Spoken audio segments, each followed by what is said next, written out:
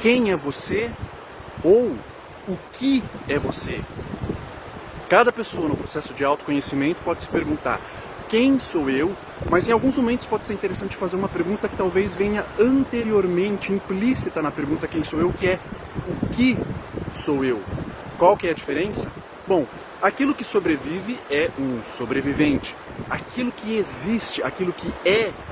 um ente. Muitas vezes, quando a gente se pergunta quem sou eu, a gente é remetido ao nível da identidade. O que acontece nesse nível? A gente acaba explícita ou implicitamente trazendo a atividade da memória, trazendo alguma atividade de processamento racional, usando o nosso histórico, usando a nossa história de vida para tentar elaborar, através da nossa assimilação biográfica, quem somos nós. Então, eu sou filho de fulano e ciclano, nasci em tal país, tive tais ou tais dificuldades ou facilidades ao longo da minha vida. Quer dizer, a eu tentar objetivar, a eu tentar perceber a minha identidade, muito comumente atravessa um fio de memória. Eu vou tentar lembrar da minha história e a partir dessa memória emocional, racional, intelectual, energética, eu vou procurar dizer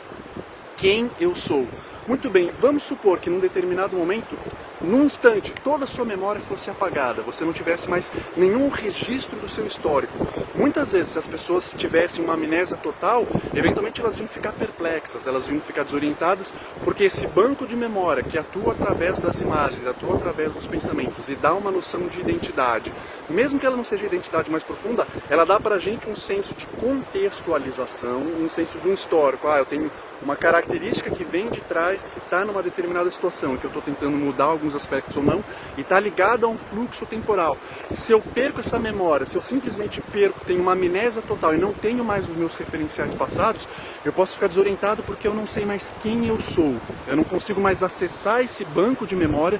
os meus pensamentos, os meus sentimentos não conseguem mais se referir a esses históricos para tentar definir quem eu sou e a partir disso planejar alguma linha de ação, de vinculação com o meio ambiente.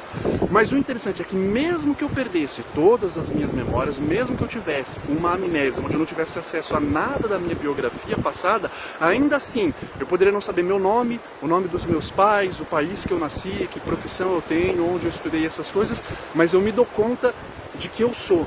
Eu consigo perceber um estado de presença. Essa presença pode não conseguir se referir a como ela foi presente em outros momentos do passado, mas há uma presença que está acontecendo.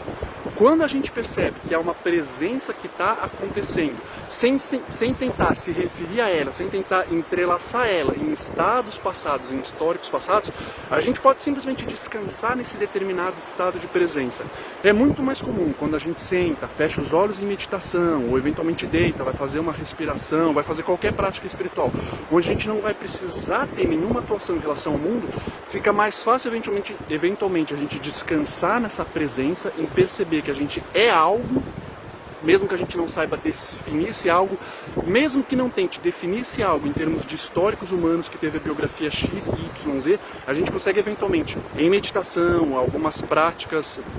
espirituais ou qualquer prática de autopercepção, a gente não precisa agir no mundo na mesma hora, eventualmente fica mais fácil a gente entrar em contato com isso, o que a gente é, com essa sensação de algo com essa sensação de entidade, mais do que de identidade. Então, nossa, eu percebo que eu posso ser algo, eu perdi, tenho um blackout, não consigo acessar minha memória, não lembro de onde vim, para onde eu vou, mas eu percebo que algo é. À medida que em determinados contextos a gente consegue perceber e relaxar nessa percepção de nós mesmos, enquanto entidade, enquanto ente, enquanto algo que simplesmente é, sem tentar já levar prematuramente para um nível de identidade, quem eu sou, que envolve construções sociais, construções biográficas do caminho percorrido, essa diferenciação e a capacidade de relaxar nesse nível de simplesmente ser, antes de qualquer fazer, antes de qualquer autodefinição. Então, nessa noção de ente, de entidade, isso vem anterior às posteriores tentativas de construções de formulações do senso de identidade. Quando a gente vai fazendo isso conscientemente, passo a passo, pode ser um imenso espaço de libertação e, eventualmente, nas situações de vida, onde por um momento ou por outro, seja passando por crises, mudança de emprego, mudança de relacionamentos, o que quer que seja, a gente tenha que redesenhar, reconsiderar a nossa identidade, quando a gente está, por assim dizer, seguro, ou é capaz de descansar e de mergulhar nesse nível de entidade, eventualmente fica um pouco, talvez, menos problemático, menos angustiante a gente reatualizar, quando necessário, o nosso senso de identidade, os papéis sociais, os scripts que a gente assume. Então, essa diferenciação, Caminhos Meditativos pode trazer, de anterior à pergunta de quem eu sou e das elaborações que eu tenho que fazer a respeito de quem eu sou enquanto identidade, e para alguns lugares, talvez muito mais silenciosos, talvez muito mais fundos, ou eventualmente muito básicos, mas sem o registro que a gente costuma estar acostumado da compulsão de pensamento, sentimento e tentativas de autodefinição. Quando a gente volta para esse lugar de entidade, de simplesmente ser, há uma certa liberação da carga psicológica de memória e de alguns instantes de conexão com o presente que podem dar um extremo apoio para a gente ao longo de pontos de mudança da nossa vida. Então, é essa diferenciação, a gente se lembrar de fazer essa pergunta, né? Não apenas quem eu sou em questões relativas à identidade, mas a gente voltar um pouquinho de nossa, de repente tem algum lugar anterior à identidade, antes de me perceber como um ser humano que tem dificuldade X ou Y, que já conquistou isso ou aquilo, antes de ser um ser humano, eu sou algo que é e que posteriormente pode se perceber, pode tentar se identificar enquanto ser humano. Então, quando a gente volta para esses espaços anteriores, que o budismo poderia chamar de vazio, algumas outras tradições poderiam dar outros nomes, né? Quando a gente mergulha um pouco nesses espaços, eventualmente isso pode trazer para a gente uma facilidade e sustentar a gente, mesmo quando a identidade se dissolve, a algo que não se dissolve. Esse algo que eventualmente não é ameaçado pelo nada, não é ameaçado pelo esquecimento da maneira que a identidade é. Então isso pode construir para a gente, eventualmente, um caminho de segurança, eventualmente um caminho de bem-estar, que o processo da questão da formação da identidade, da vivência da nossa identidade, ganha algumas outras características mais lúdicas, talvez menos angustiantes, menos conflituosas, né? Então, essa diferenciação e a familiarização com ela pode se dar de maneiras bastante interessantes, passo a passo, de forma agradável, ao invés de acontecer em momentos da vida onde tudo vai por água abaixo e a gente é remetido para esses níveis,